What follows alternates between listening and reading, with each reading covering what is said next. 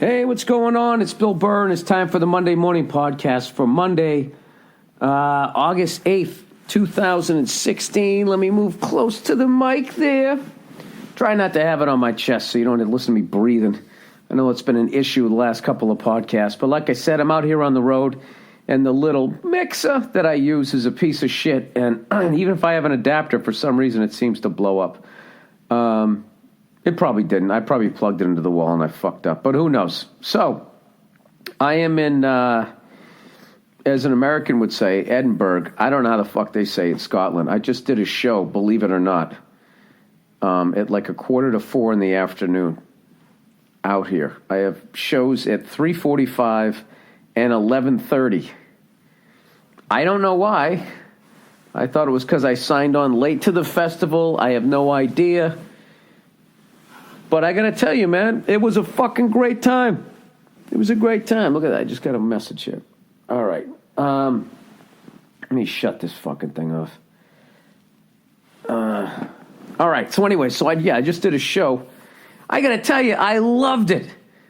I'm sitting there the whole time going over there being this cranky fucking, little showgirl, right? I was in Amsterdam last night, which is a great show. So today I'm flying. I land. I get to the fucking hotel. Hotel isn't ready, as always. That's how my travel always gets put together. They never let me sleep that extra hour and a half. They're always like, let's get him up and get him to the next fucking city. God forbid he misses a show. And then I always end up landing before the fucking room's ready. And I know what you're thinking. Well, Bill, why don't you have you or somebody call ahead and ask for an early check-in? I'll tell you why. Because I don't live my life that way. I live my life moment to fucking moment. I try to. Because if I look too far down the road, I have a panic attack and I start getting overwhelmed and depressed and I just start going like, it's just flying by. I'm going to die soon. All right? It's not worth contemplating your own mortality just to get a fucking early check-in. I would rather walk in and then be like, what do you mean the room isn't ready? But I have a show. Right? And throw a big fucking hissy fit. Admit it. That's what everybody wants to see. Something I forgot to mention. Visiting John Bonham's grave, the legendary John Bonham, and paying my respects. Such a quiet, peaceful place. I was just looking up some stuff on it. I forgot to mention this. I don't know if they've raised enough money, but there's a group of people trying to make a statue around his hometown. It's the John Bonham Memorial Fund. And I've been trying to reach out to them to see if they were able to raise the funds or whatever.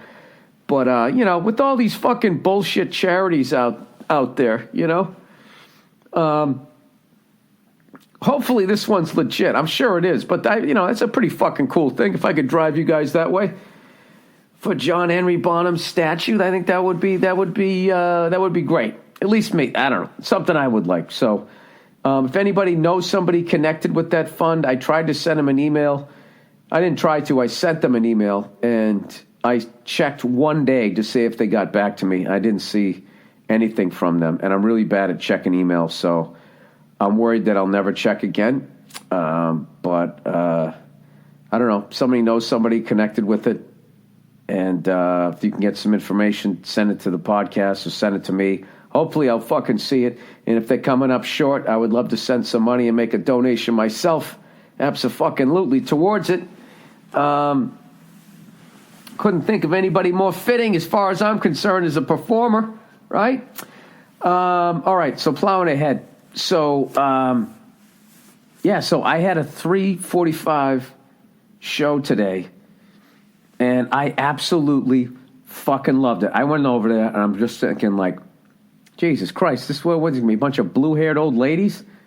Who the fuck has a comedy show at 3:45 in the afternoon? It reminded me of when I was on my way up and I was paying my dues and I was humble and I treated my fellow human beings with respect as opposed to now. Like I just ordered room service and like the water wasn't in a glass bottle and I slapped it down to the ground and I said, how dare you?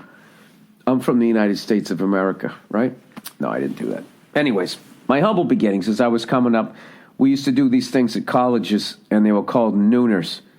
You know, I got a nooner at Fuckhead State or whatever, and it was basically, you did stand-up, you know, anywhere from fucking 11 in the morning to like 1 in the afternoon, and you had no idea what the fuck you were going to walk into. I mean, you knew it was most likely going to be one of the most humiliating hours of your life. You knew like 90% chance that most of the people in the cafeteria or in the hallway area or whatever had no idea that there was even going to be a show. Guaranteed that whoever's bringing you up on stage is not in show business, so it's going to be a horrible fucking intro, the whole thing. I remember I used to just go on stage. Right before I would go on stage, I would just look at my watch, and I would always think, an hour from now, this is going to be over. No matter how awful this gets, no matter how humiliating this gets, an hour from now, I'm going to be back in the rental car. I'm going to drive away from this school, and I don't have to ever think about this fucking show again. But I will have the money, okay? And whatever they're paying me, they probably shouldn't give me twice that amount, because I blew probably at least 3 times that on fucking therapy after going through those things. But that's how I used to always think it. And if you guys think I'm angry and negative now, you should have seen me back then when I didn't even understand. I'm not negative now, but I was way more angry, and I was really fucking negative. I was always waiting for the other shoe to drop before, I don't know, I read a bunch of fucking books and shit, and I was able to come out of it. And I know I trash a lot of shit here on the podcast, but I like to think that when I give advice, you know, you can hear the twinkle in my eye. You know, it starts to sound like Christmas when I try to help somebody out. Maybe I'm not. Maybe I'm the same way. But I mean, back then, I wasn't even fucking aware how fucking nuts I was. And I would just go up there, and I was just, I don't know, if somebody said anything, I just tried to chop their fucking head off. And a lot of times they weren't being mean, and I ended up creating the fucking hostile situation between me and the crowd that I didn't want. I wanted it to be an easy gig. So why wouldn't you go up there and smile? And be like, hey, it's great to be here, you know, blah, blah, blah, and try to ingratiate yourself to the people. You know why? I don't know how to do that. I don't know how to do that because when I grew up, I didn't see anybody doing that. All right? There's very few people from where I'm from even fucking have ever used the word ingratiating. I can tell you right now, I have no idea how to spell it. All right, the first letter is either an I or it's an E. Is it ingratiating or I? I'm going to go with I. I'm going to try to spell it right now. Let's see, what do we got here? Come on, Bill. I'm going to close my eyes. I-N-G-R, so it doesn't help out. C-I-A-T-I-N-G. Come on, one time. One time, get it right. Oh, fuck you. It's I-N-G-R-A-T-I-A-T-I-N-G. I missed one letter. Do you know what I mean? It's like being off a degree in the space shuttle. The next thing you know, you're on fucking Mars. You know, and you were trying to go to, I don't know, Jupiter? We'll go with Jupiter. Let me go back here. So, anyways, I was sitting backstage waiting to go on, and the show was fucking tremendous. And I was like, why the fuck did I think that was going to stink? This is why, because the last time I did shit like that, nobody knew who the fuck I was. No one knew there was a comedy show. This shit, I went there, was people that listened to the podcast. They wanted to go there, and they knew it was a show. So now I'm like, holy fuck. I want to do fucking 3:45 in the afternoon shows from now on. Fuck this 8, 9, 10 o'clock at night shit. Dude, if I could have my day over, that would be the greatest thing ever. I want to become the 11 a.m. comedian. Be like back in the day. I'll become a morning person again. Well, who's kidding who? With all my fucking demons, I can't sleep more than 4 hours a night anyways. My wife says I always have a fucking look on my face of worry or I'm thrashing about. I'm a fucking mess. She goes, the only time you fucking sleep peacefully is when you get fucking drunk. But then I snore. I mean, as I've told you before, like I'm a fucking, my wife's a saint putting up with me. So anyways, I would fucking love to do that. You know, if I had like a show Friday night and a show Saturday night, if I could move them up to like 4 in the afternoon, right? Even if I did a 2-hour show, I would be done at 6 o'clock at night. Fucking rap. And then at that point, I can go to a ball game. I can go see all the shit that I miss. That would be perfect. But it'd suck for whoever's coming out to see me because they'd have to leave work early. Maybe the Saturday night show. I don't know. Probably wouldn't work. People are too used to the other way. But I have to tell you, like, if I didn't have this 11:30 show to do right now, like the level of excited, I feel like, you know what I feel like right now? I feel like I got a day off from school. You know, when you were a kid. Except I got that other one hanging over my head at 11:30. Oh God, it was great. The people were fucking sober. It was tremendous. I know a number of comics that do like there's a few comics who work totally clean and they do like afternoon shows. And I've always pictured it being like, oh God, you must. I mean, it's the afternoon, the sun's out. You must have to be like beyond clean and wholesome. And I got to tell you, I just did my fucking act. You know, as hard as I would have done it at night, and it worked fine. So I don't know. I might have accidentally stumbled onto something. So sorry about clearing my throat every 5 seconds. I've just been, you know, working every night. Doing this tour, and I got to tell you, man, this has been one of the best tours of my career as far as just the people showing up and the venues that I've gotten to play. When I last left yous, when I checked in on you on Thursday, I'd just gone to Bristol, England, the place where those ants were crawling all over the chocolate cake. I had a great time there, great show, and then I went to legendary Manchester, England. And I got to be honest with you, that was the one out of all the shows that I'm doing on this tour, that was the one that I was concerned about. I'm like, all right, this is Manchester, Man United, Man City, the fucking hooligans and all of this shit. And the only thing I knew about them was that book that I read. I can't remember if I brought this up Thursday. I read that book, Among the Thugs, where there was an old American journalist. He was considered old. He was in his 30s. He was considered a good geezer. And he somehow infiltrated them and just some of the violence that they fucking talked about when they were over there. I remember some of the fucking stories. Do you know there was something that... I'm not saying that this was specifically done in Manchester, but Manchester was only the only soccer city that I knew. I didn't even know, or football as they say. Like Liverpool to me was the Beatles.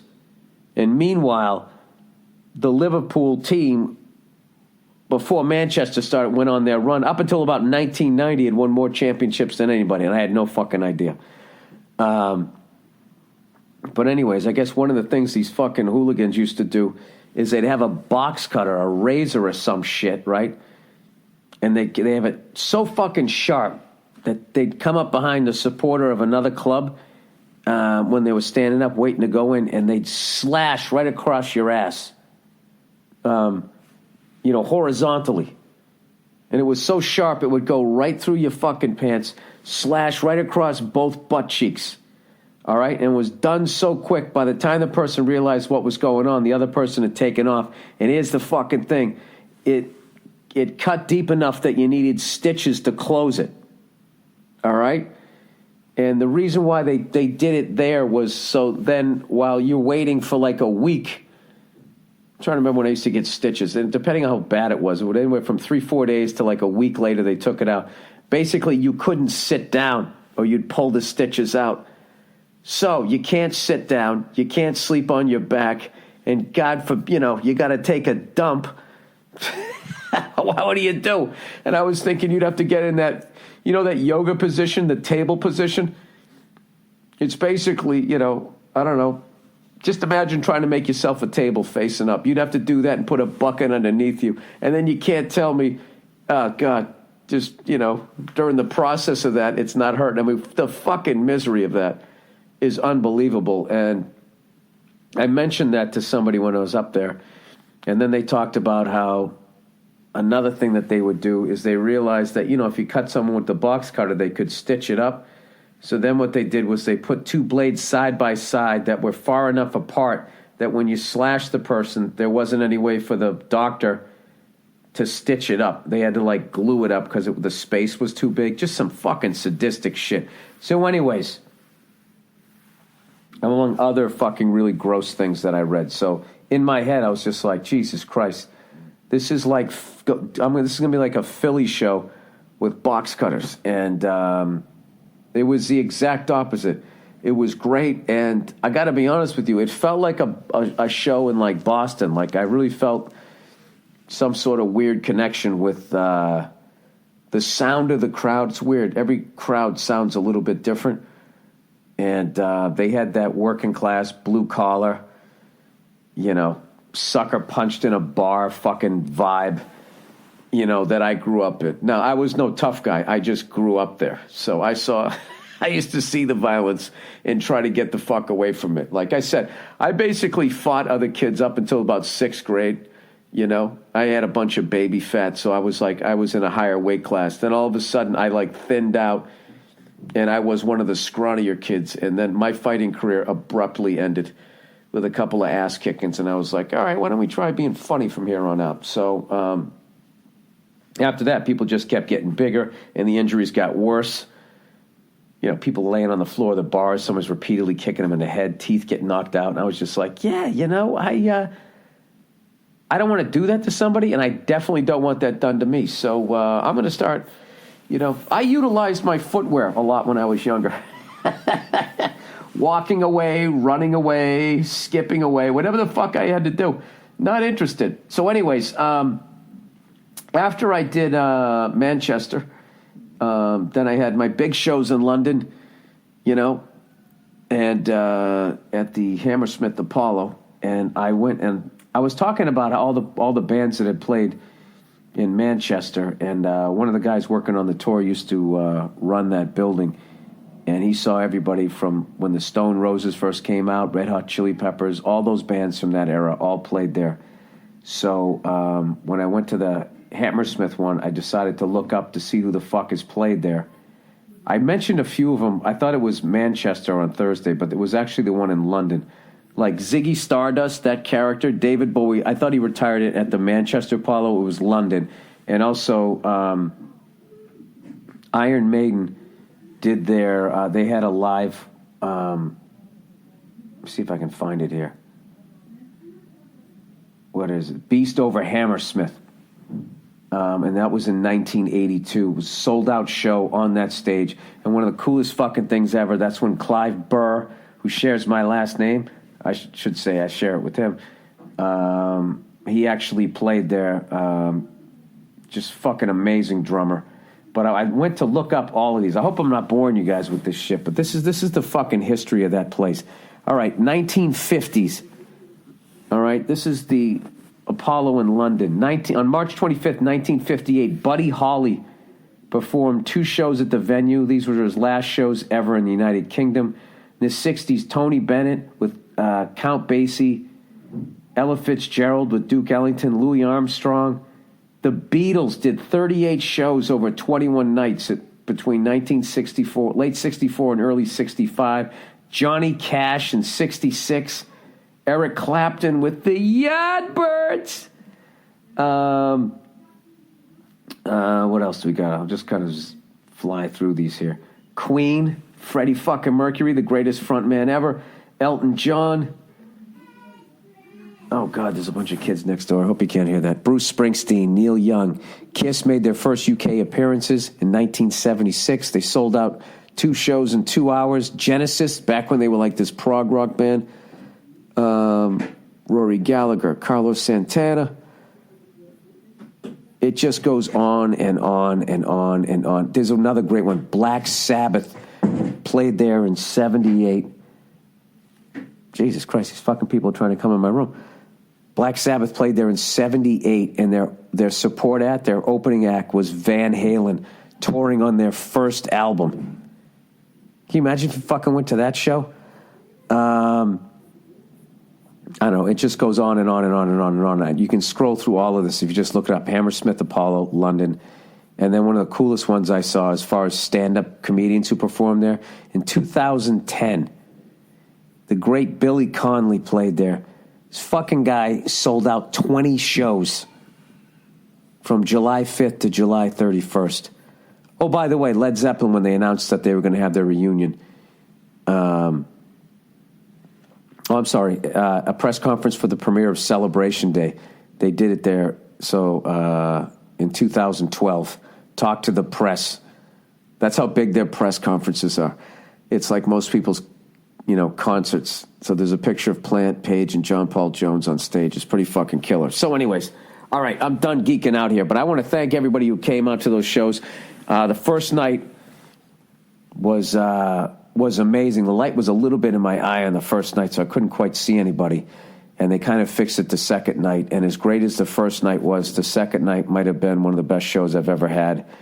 And I remember thinking before I went out there, I'm like, who knows if I ever get to come back. So make it count. Don't go out there like a fucking pussy or something. I forget what happened. And a number of people were talking about all the heckles I got during the show. That did not even remotely bother me. I didn't find any of them to be malicious or anything like that. I just feel like I say a lot of dumb shit when I'm on stage, and I just feel like it makes people want to like yell some shit. So, anyways, I got to tell you guys about the fucking. I'll read a few advertisements here, and when I'm done stuttering over the live reads, I got to talk to you about, like, during this time of the year in London, a bunch of Arabs come in to vacation who have, like, tons, like, basically, as far as I could tell, limitless amounts of money.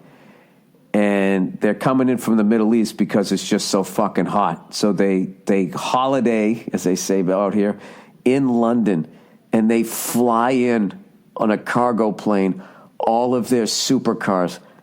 The only reason why I found this out is because I've never seen it. I was like, is there a car show here or something like that? And then I just started asking around. I mean, just one fucking Lamborghini, one Ferrari, crazy Mercedes. Fuck it. You know what? Fuck the advertising. I got to tell you about this shit. Like, I've never seen anything like it. It was like Ferrari Californias, the Spiders, and then all these crazy colors. Like, there's one fucking dude over there. First, let me just read about how they get their shit there, if I can find it. Oh, you stupid cunt, Bill. Did you really just mess that up? Hang on, I got to hit pause. I don't want to fuck this up. Oh, no, I have it. I have it here. Okay, here it is. So, all these people at the hotel were saying, no, these people come in, they fly their cars in and all that. And I was just like, Jesus, they fly their fucking car, like ship them in or whatever by boat. Like, how much would that cost? So it says, it's a website here. Revealed how Arab playboys fly their supercars into London on chartered cargo jets for the trifling sum of £20,000 per vehicle. 20 quid, whatever the fuck they say. Cars are flown distances of around 3,000 miles in planes such as Qatar Airways, Airbus, A330s, Lamborghinis, Ferraris, McLarens, among vehicles spotted recently in Knightsbridge area, which is the really ritzy area, or posh, as they say. And the owners are usually here only for a couple of weeks. Dude, this is like a level of fucking wealth that, I haven't seen it. I'm not saying that, it doesn't go on in my country, but it was fucking jaw-dropping. So basically, I'll send the link for this thing. I mean, these guys do not fuck around. These are just some of the sickest rides ever. And then what I love is there's this one guy. Yeah, here's a Lamborghini. There's a yellow one. There's a gray one. I don't even know. This other one's like a McLaren, or is that a Ferrari? And then this is the thing, because they can all afford them, they're trying to trick them out so theirs looks unique. This guy has some sort of spider webs going on, which is horrific to anybody who ever considered buying that car. Like, why would you ruin that? Why would you do that to that fucking work of art? They look, dude, they're hooking these fucking things up the way, you know those kids who drive the drifters and shit? You know what I mean? Or people drove hot rods. We always have that. Who's that guy? The guy who used to do all the fucking artwork on those things. You know what I mean? And those are like cars, you know, that kids could afford it to like fix them up. These are like some of the richest people on the planet. They do that to Ferraris, Lamborghinis. So there's this one fucking guy. He has he's like becoming famous because he flew like 6 of his fucking cars over, and they're all like done in like this mirror gold. It's like I gotta be honest with you, it's like the gaudiest thing I've ever seen in my life, but it's fucking hilarious on another level. Hang on. All right, so I found the guy here. This guy's not even trying to be famous or anything. I don't know what he's doing. So Saudi billionaire Turki bin Abdullah is the man behind the fleet of incredible golden supercars currently touring wealthy parts of London. Dude, this kid, he looks like he's like fucking 23. All right, these are the pictures, all right? He's got this looks like a Lamborghini. They're all the exact same color gold. And you know what's funny is they got pictures of them flying in their private jet, and they're doing that stupid peace sign YOLO thing, right? Except they're dressed in like the traditional, the Saudi Arabian headgear that they wear, like it's all fucking white, and then on top looks like that traditional Betty Crocker tablecloth. They got that with the LeBron James headband on, right? Loving life in this private jet. You know they didn't rent it; they probably own it, right? Then he's got another one. This looks like a fucking one of those, either a Range Rover or Mercedes-Benz truck. And this is the greatest thing. Custom interior, all gold. And in the driver's seat, there's a cheetah.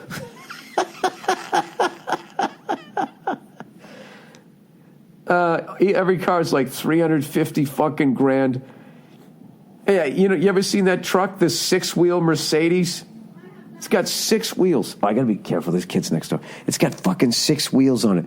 There's no fucking reason to have this truck ever. I mean, the thing is, it's incredible. Fucking thing is incredible. He's got one of those in gold. Oh, and that's where he keeps his cheetah, evidently. I'm just scrolling down. He's got a Range Rover.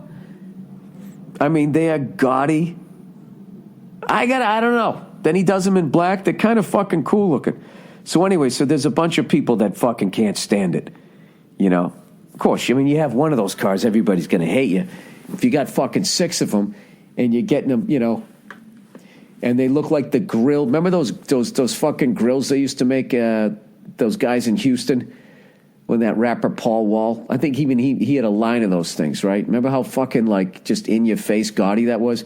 But that was just teeth, you know, so you had to make them laugh first, which is a really difficult thing to do with a rapper, you know what I mean?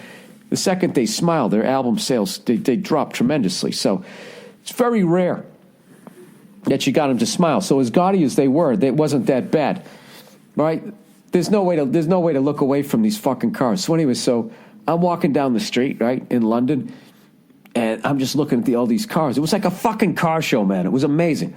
So this typical fucking, you know, showy jerk off in this Lamborghini, not a gold one, and he's in like stop and go traffic, and the entire time he's in stop and go traffic, he's just revving the engine.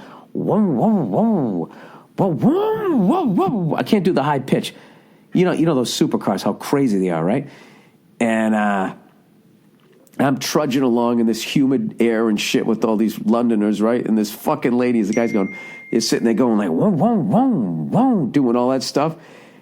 She just goes, oh, stop it.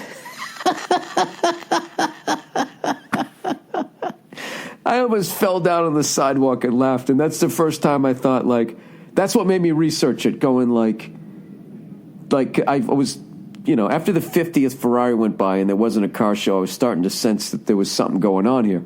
But I just thought that these were just super. I was like, wow, man, there's a lot of money in London. These guys are not fucking around. Who the fuck would live in London? You got the tube, you got all these taxis. I mean, like, it'd be like owning a Lamborghini and you live in Manhattan. You're like, why? That's just a disgusting level of wealth. So I was just like, man, these people are, they're crushing it over here in London. But I guess it's just this group of people that comes over. Dude, you got to look this kid up. This kid cannot be more than like I don't know, 23, 24. Dude, he's got a gold Rolls Royce. He's got a Bentley. I got to be honest with you, he knows his fucking cars. The 6 wheels Mercedes is fucking ridiculous. I know a lot of people, it's blood money, it's this, it's that. Yeah, you're right. But whatever, it's fun to look at. And something, just being someone who likes to go on stage and I like to entertain people, but it's also really fun to annoy people. And the fact that these people are coming there and they're driving around in their fucking cars. Sorry, that just slid down the pillow. Sorry.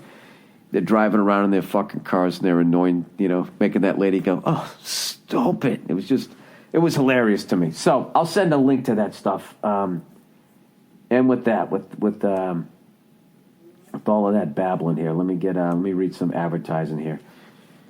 I just heard the people laughing next door as I imitated the Reverend of the Engine, so I don't know if they're laughing at me. They're probably not, because they would have heard me curse by now. All right, Blue Apron, everybody.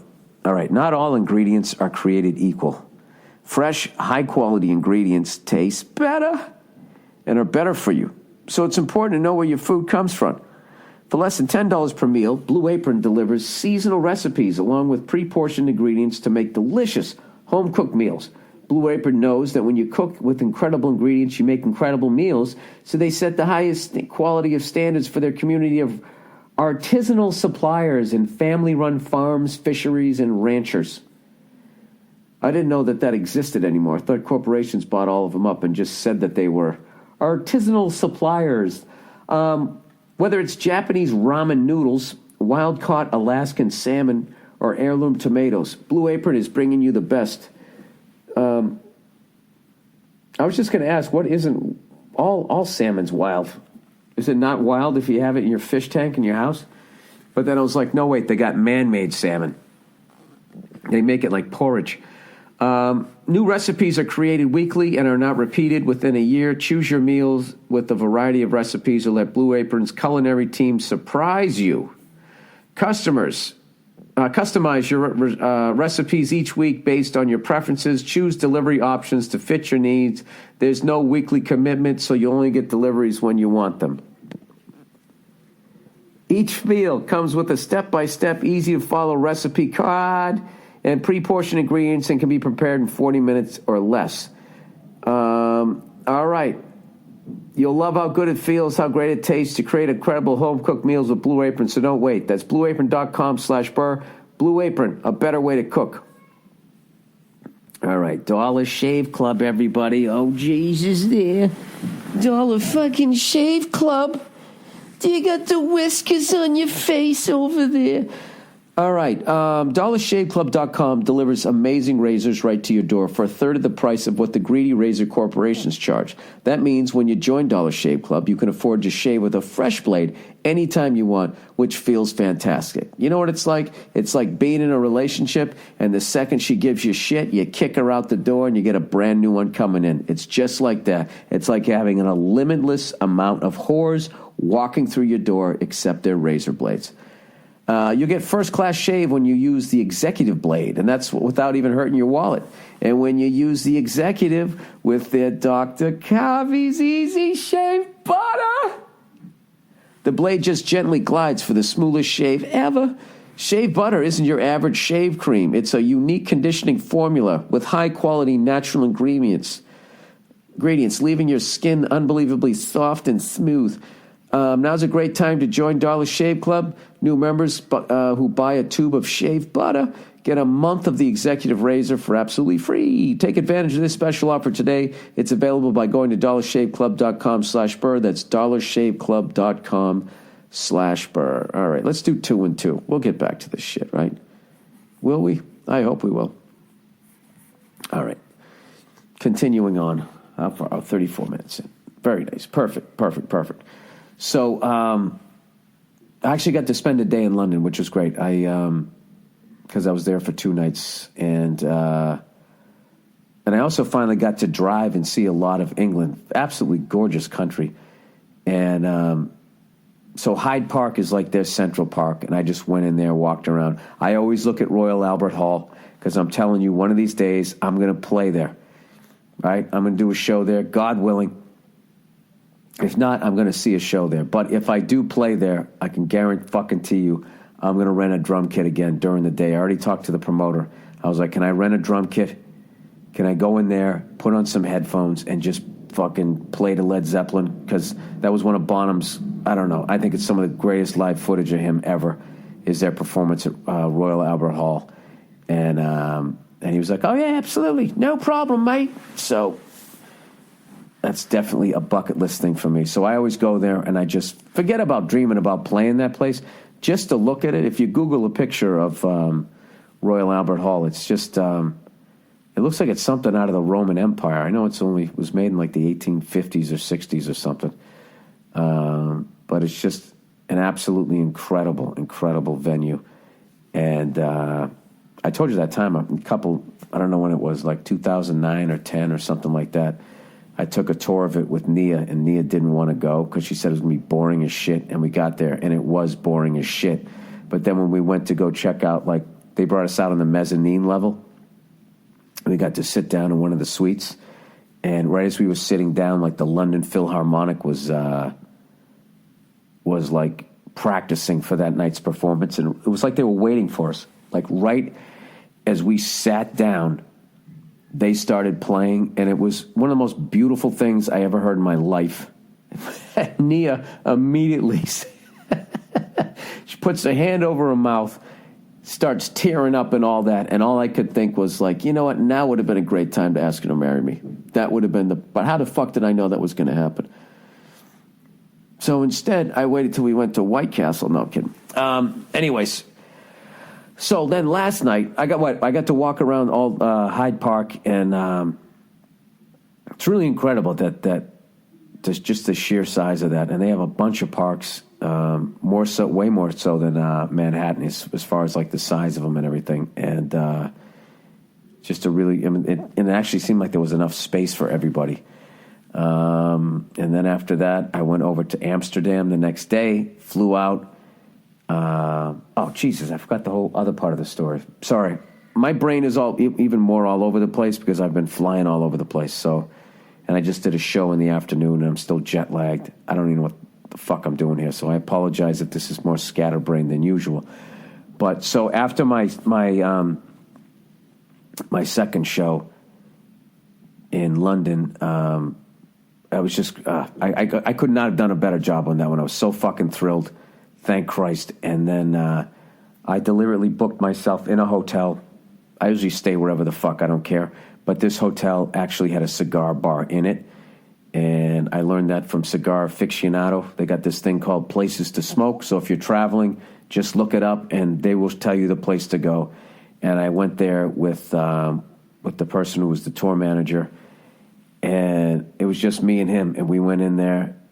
It was funny when we first came in. They were like, "Oh, we're sorry, we don't have any seats," because we walked in looking like a couple of fucking rubes, you know, had my baseball hat on and shit, all sweaty from the show. We just looked like two fucking assholes, and you know, in there were all these gorgeous Arab women and all those fucking, you know, that whole fucking scene was. Now, I don't know if those chicks were from London trying to meet the guy in the golden car, but at this point, I was so caught up in the fucking soap opera. It was like watching a reality show.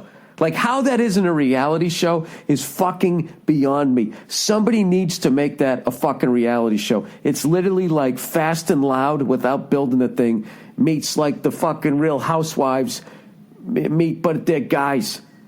You know? I don't know, Big Brother or something. I want to see them talking about what it's like to be that rich. I want to see the whole fucking process of how they got those fucking cars over there. Do they give a fuck that people, you know, hate on them for having those cars?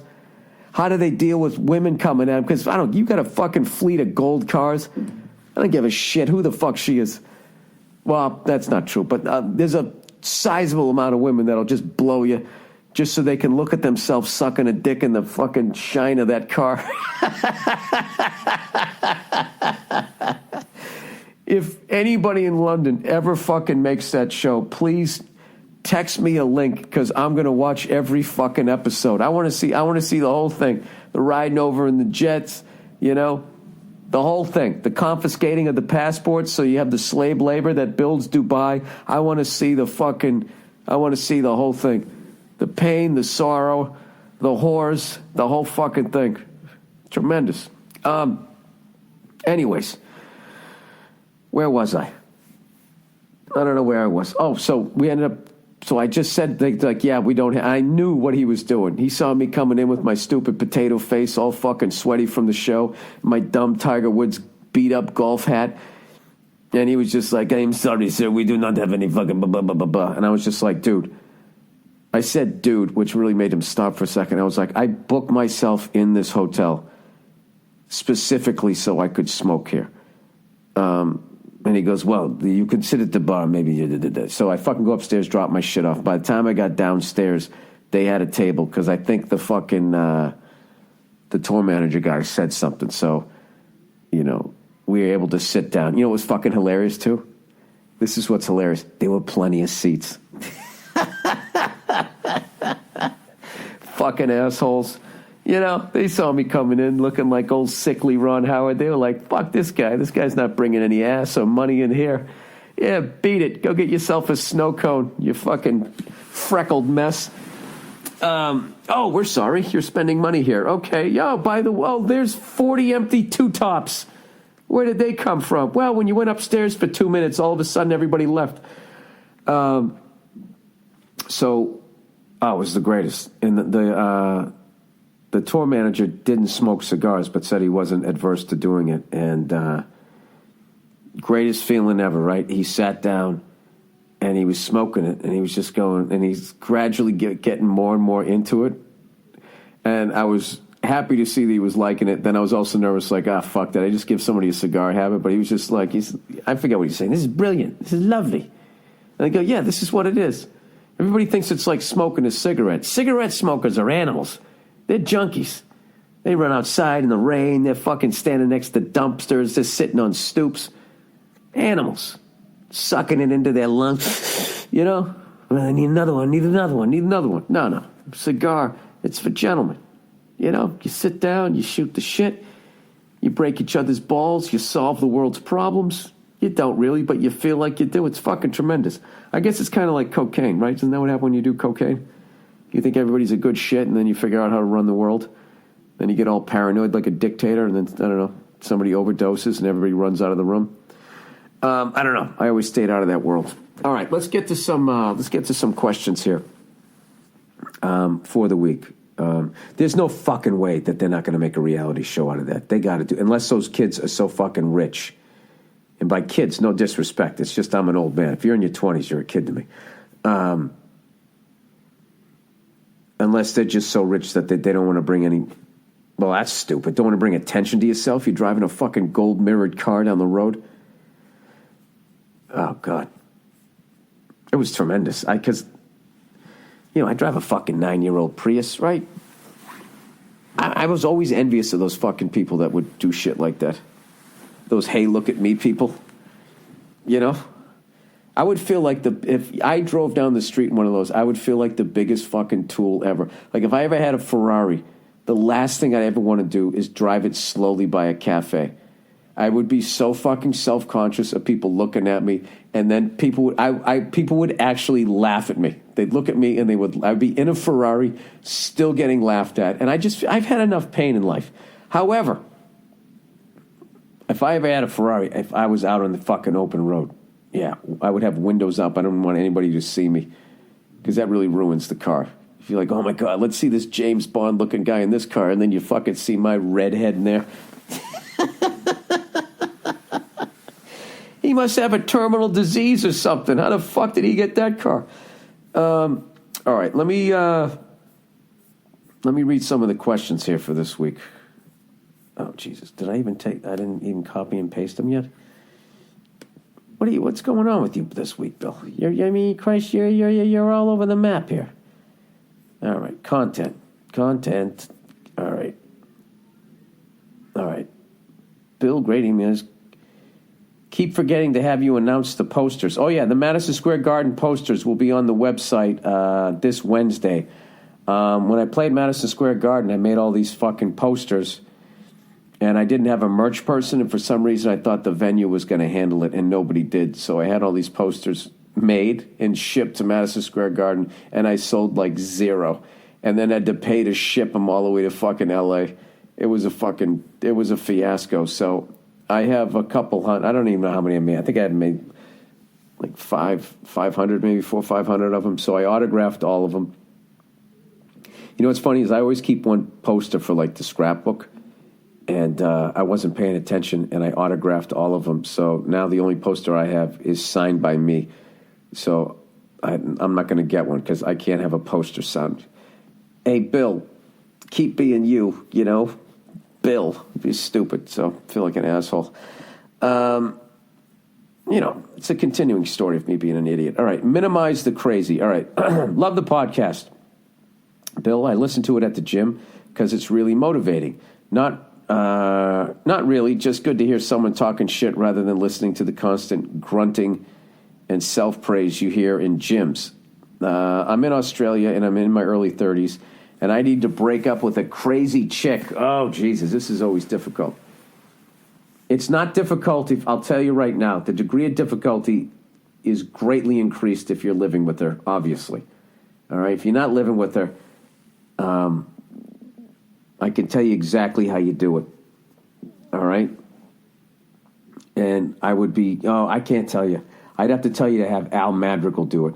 Al Madrigal, I should have him on the podcast. He had the greatest fucking way ever of breaking up with a girlfriend. And I feel like it's his story to tell. So now that I got you all fucking interested, oh, fuck you. I'll make up for it here. Let me read this real quick.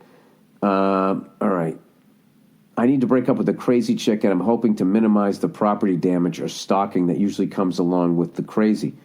Well, why don't you do this?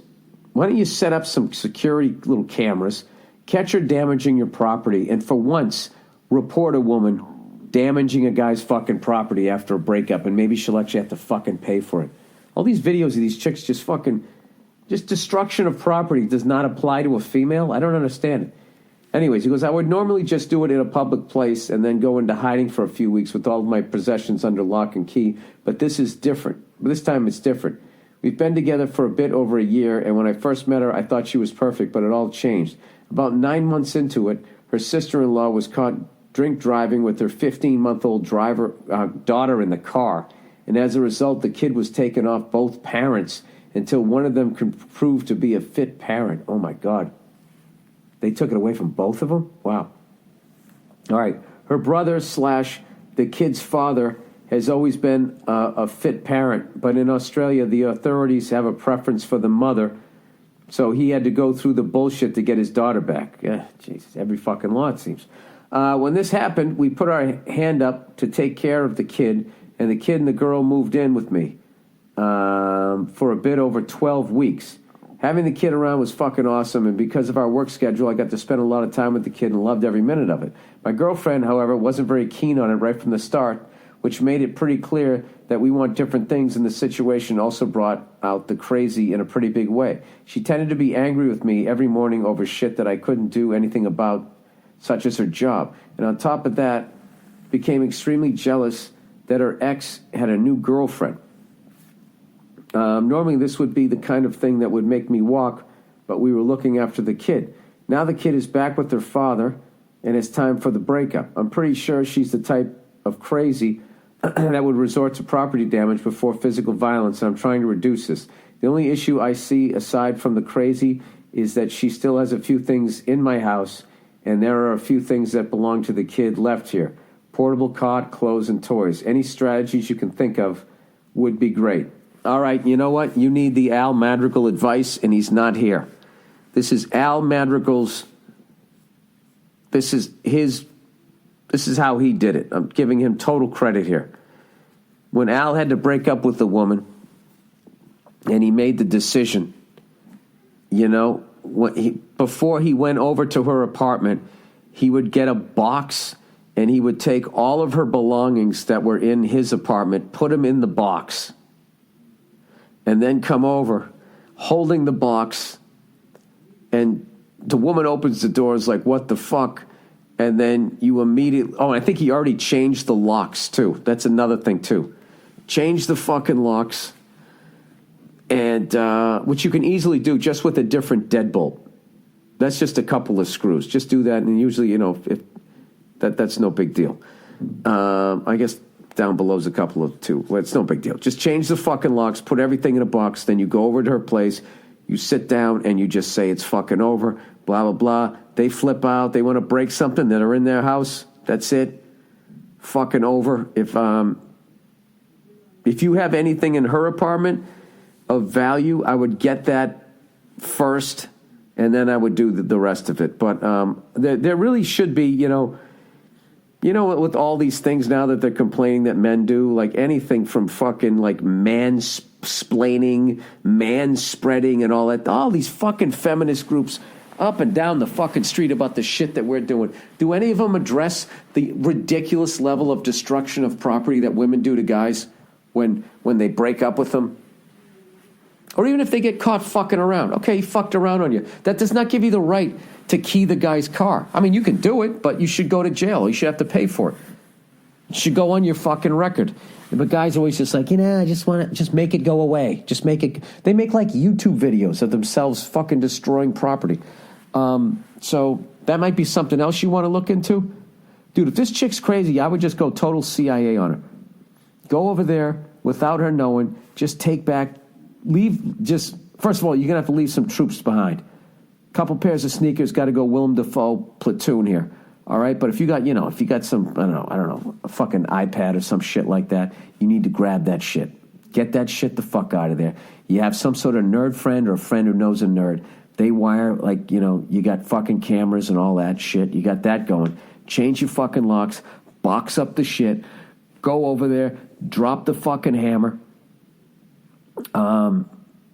If you're worried that this woman's going to get physical with you, I would do that, and I would break up with her in a public place, because I don't know how it works in Australia, but here in America, a woman can take out a machete, chop a guy's head off, and then sue the surviving family members for the blister on her hand that she got when she swung the fucking thing through his head. So, good luck to you. Be careful, and I hope it all works out for you.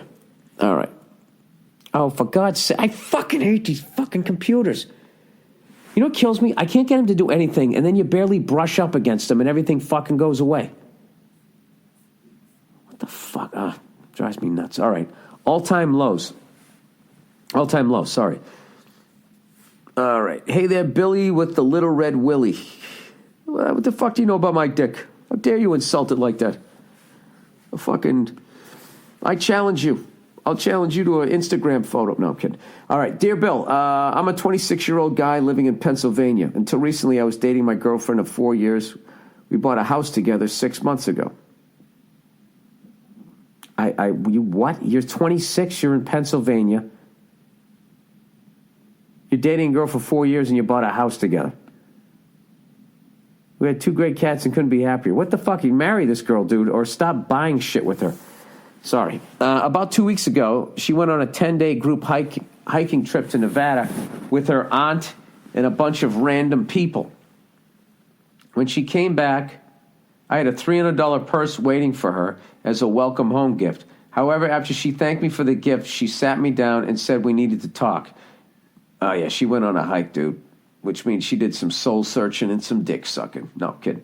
So then she then told me she was breaking up with me because she doesn't want to live in the suburbs anymore or work a desk job anymore. She said she wanted to move out west and become an outdoor adventure guide, and that it was her dream to work in our country's national parks and live an outdoor adventure-type life. I asked if there was another guy, and she said no. She said she just needed to find herself and follow her dream. All right, well, up until now, you can't get mad at her. She's just telling you what she wants in life. As a regular listener of your podcast, I always hear you tell people to follow their dreams. So even though I was heartbroken, I supported her decision. Well, dude, I got to tell you, that's really mature of you. Most people would go in, most guys would go into the falsetto, you fucking bitch.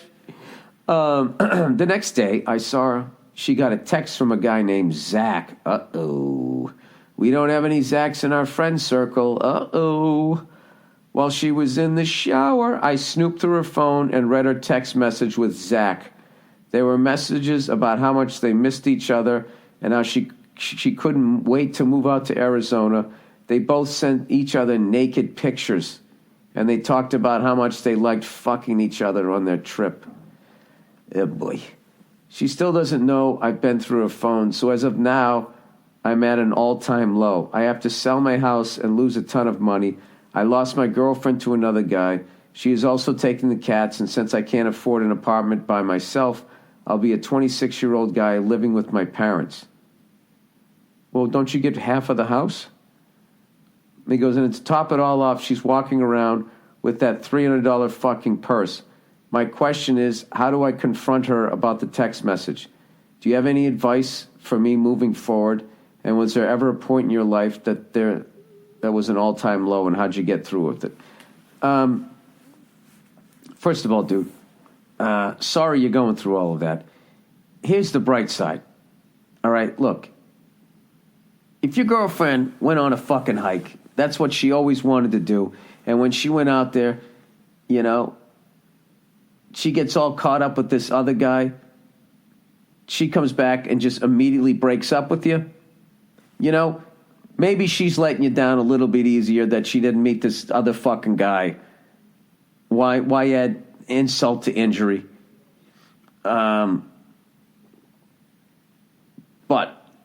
the fact that she accepted the purse, she should have said, I can't accept this. She didn't have to tell you about the fucking guy.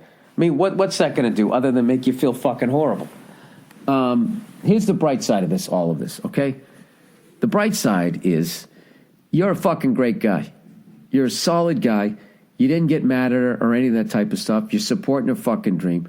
And she kept the purse, which means she's a cunt. And I don't think this guy, Zach, knows what's going to hit him. You know? But you know what? Zach might be a dick. She's going out there. You know, what? I mean, what are you going to do? She wants to go out and go fuck some guy who wears sandals on a rubber raft. I mean, that's her idea of a man. Then you just got to let her go.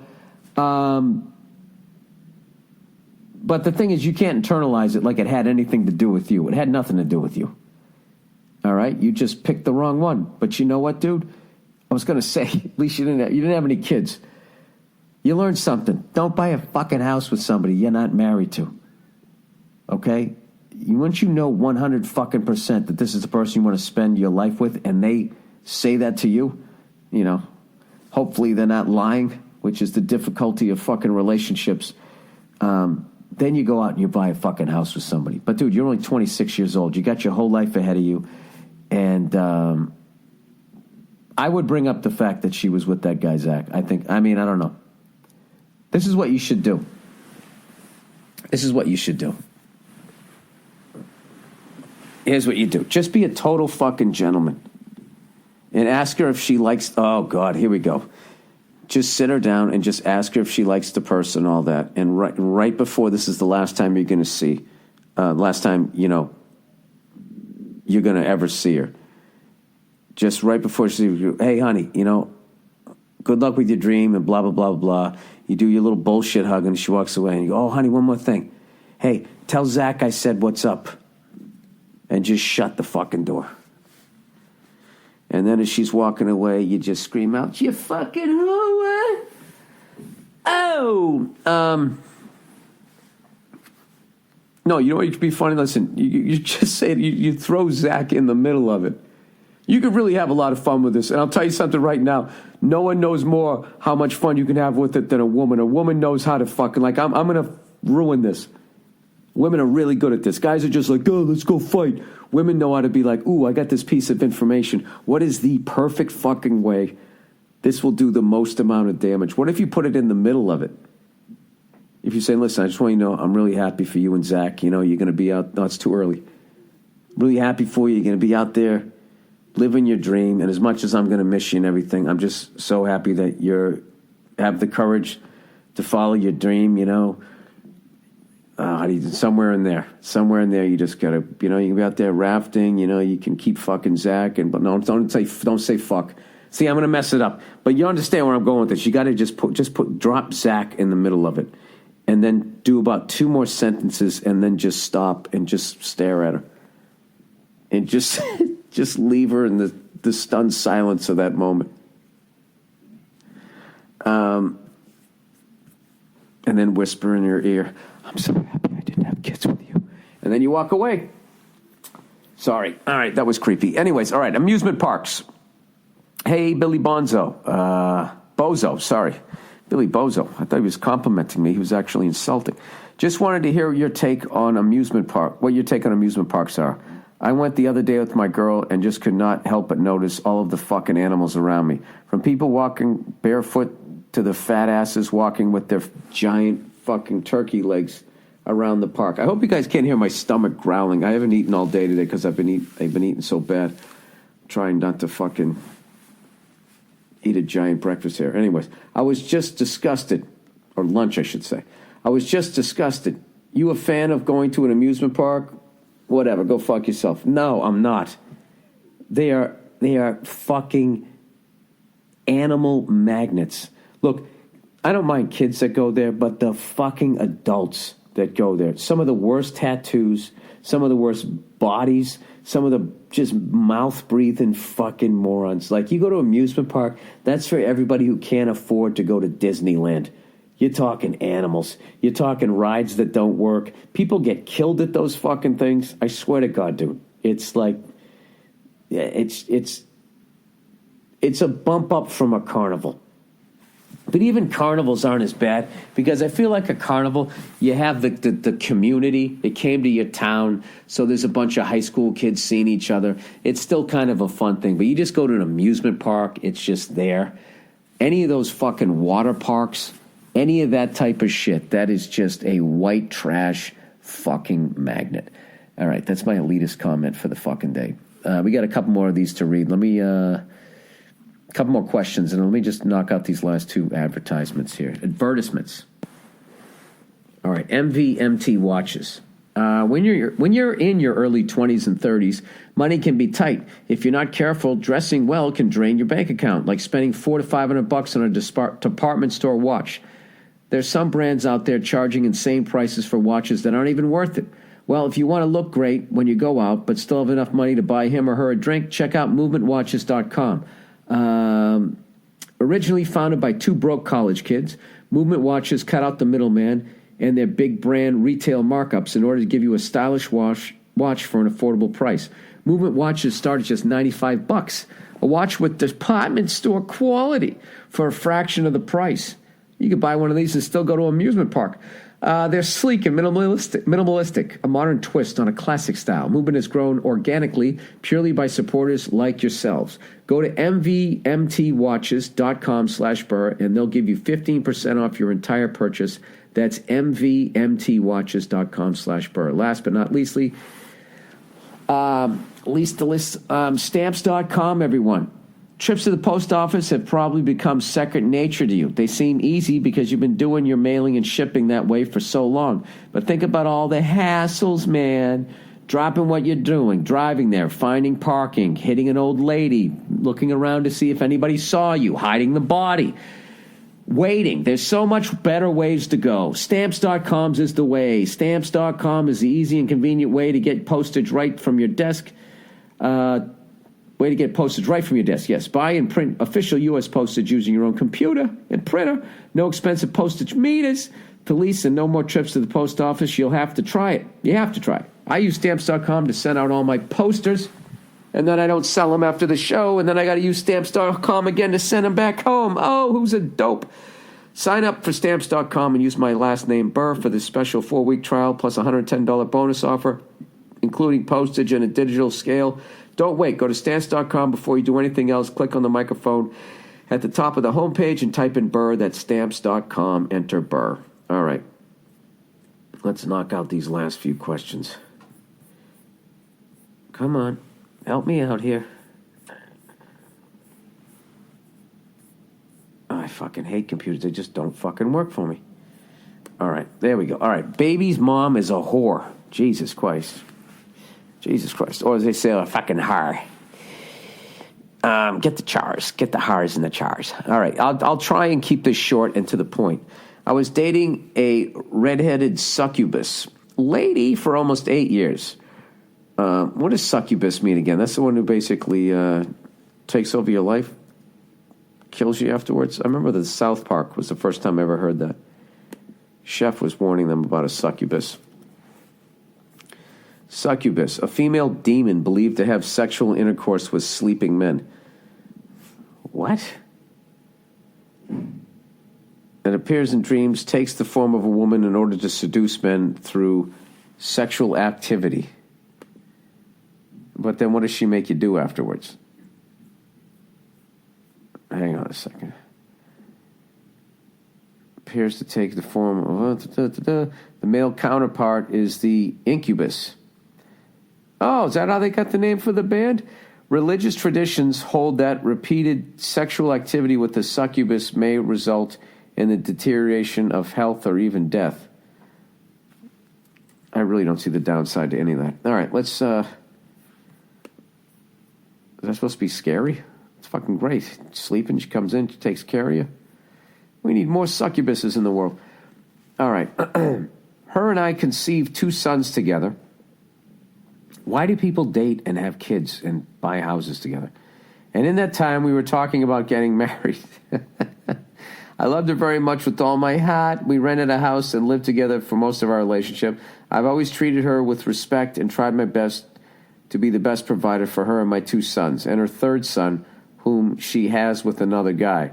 Needless to say, she went out with her girlfriends, which she had done many of times before, but did not come home until the next day. When I asked her why she stayed out all night or didn't call to let me know what's up, she responded by telling me she had sex with some random guy she met because she was drunk. I was like, what the fuck? How could you? Why would you do that? Her and I started to argue. In the course of the argument, not only did I find out that she had cheated on me, but in the entire time her and I were together, she just admitted to cheating on me with 12 other people in our 8 years together. What the fuck? Doesn't quite put my feelings into perspective. And the only reason she gave was she wasn't happy with me. I don't understand that, and to this day, she still will not elaborate on that. So I've since then moved out back home at my mom's. I feel crushed, like my entire life with her was a lie. It was. She betrayed me in the worst possible way and completely destroyed my outlook on love. But not only that I feel like I'm failing my family, my kids, and even that red-headed whore, because I couldn't keep my family together. I've offered to go to counseling. No, dude, fuck that. To try and work through this, but she's not interested. She acts like our 8 years meant nothing. It didn't. It meant nothing to her. That doesn't mean you're a bad person. She's been bouncing from guy to guy since we split up. The whole situation's kind of fucked up. Yeah, and you got kids there, and she doesn't care. It's been several months now, and I still feel like shit. I've been slaying bar sluts right and left, starting to work out, trying to focus on bettering myself and my son's lives, trying to keep my mind positively occupied, but I still feel this pain in my chest like something's missing. Her, I guess, I don't know, still feel lost as shit. Dude, all of that's totally normal. You're supposed to feel that way. She probably doesn't feel anything, or maybe she does, and that's why she's going around there, fucking everybody. Maybe she had an asshole dad. I have no idea. Or maybe she's a succubus. I have no idea. The only way to get past this, dude, is to continue doing what you're doing. Go to the gym. I'm not saying you got to fuck every woman that moves, but the only thing that cures this is time. Time, and don't try to block it out, dwell on it, cry it out of you. All of that shit you're not supposed to do as a guy. That's what women do. They sit down, they talk about it, they cry it out, and they get past it. And we fucking hang on to it forever. And it kills us. So cry that bitch out of you. Here's a big thing. Never trash her to your kids. Because as much as she fucked you over, that's their mom. And it's going to fuck them up. And it's going to make them pick the wrong kind of woman. Or it's going to make them treat women disrespectfully. So... I think what you got to do is it's all about you now. Obviously you have kids, but I would just try to become the best guy you could and go meet a woman that's worthy of being with you and then have a great fucking life together. And you'll never need to trash your wife in front of your kids. They'll figure it out. That's it. And if she trashes you and says all this shit about you, just just be a great dad to them, and it'll that aspect of it will work out. But as far as like feeling lost, feeling like a piece of shit, then that just is how it goes. I mean, I had that happen. I mean, I never had kids, but I had women cheat on me. I've been an asshole. I've cheated on women. I kind of gave and took equally in my dating history, but especially when I was younger. I dated a fucking older woman. She fucking ran around and I was an idiot. And then I was going like, oh, they're all fucking like that or whatever. So whatever, you'll work it out. All right. Time travel follow-up. All right, this is the last one. The podcast is done. All right, Mr. Burr, I just now caught up with your podcast about the time travel topic and thought you might be interested in a few resources. Last night, there was a Chris Hardwick show episode about the time travel story that may have influenced your writer or not. In any event, the coincidence is interesting to me. The Hardwick bit was based on the actual candidacy for president of a man named Andrew Bashago, like Chicago, all right? Mr. Bashago claims to be the whistleblower/witness you would like to hear come from any real development program. His essential claim is that he was inducted into a deep black military program. There are many of these around the age of 6 and discharged eventually at the age of 23. That program developed physical and virtual modes of teleportation and time travel. It's as easy to create an address for a different time as a different place, it turns out, which was in service starting about 1967. Yes, he says. I don't understand any of this shit. I believe Mr. Bashago testimony to be truthful, so take that as you must, but if you are interested in the story, you should at least give some of his long-form interviews a listen. I think you can find them easily by searching his name on YouTube. The quality of the interviews vary a lot depending on the interviewer, so if you get one where the interviewer is annoyingly dumb, continue. One of my favorites is this. Here's the link. Just listen to the first 4 minutes and see if you want to stop. All right, you know what? I'm in. I love this sci-fi conspiracy theory shit. I'll read it anytime you want. All right, that's it. If you could hear the kids screaming next door, my apology. If I had to record it too close to my gurgling stomach, I got to get some dinner before I do my second show here. I apologize for that. And big thank you to everyone who came out to my show last night. You hear that, kid? In Holland, Amsterdam. Unfortunately, I literally landed, did the show, and then had to leave. I barely went by the Van Gogh Museum, just saw it, didn't get to go in, and I don't know. Would have been great to hang. Such a great city, but I didn't get a chance to. Thanks to everybody who came out when I went through England. It's just been a great tour, and so far, 1 out of 4 shows is done here in Scotland, and the first one was as fun a show as you can have at 4 o'clock in the afternoon as possible. So that's it. I'll check in on you on Thursday. Go fuck yourselves. I'll see you.